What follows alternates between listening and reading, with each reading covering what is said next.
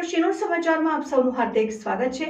ગુજરાતના મુખ્યમંત્રી ભૂપેન્દ્રભાઈ પટેલ આજે સોમનાથ ખાતે આવી પહોંચ્યા હતા, જ્યાં શ્રી સોમનાથ મહાદેવના દર્શન કરી ધન્યતા અનુભવી હતી।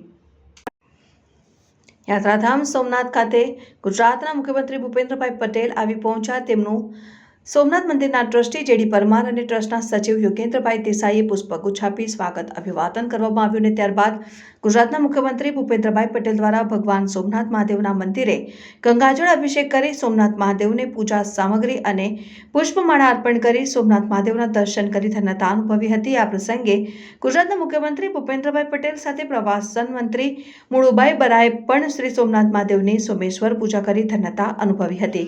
રિપોર્ટર દીપક જોશી, શિનોર સમાચાર ન્યૂઝ, ગીર સોમનાથ, પ્રાચી।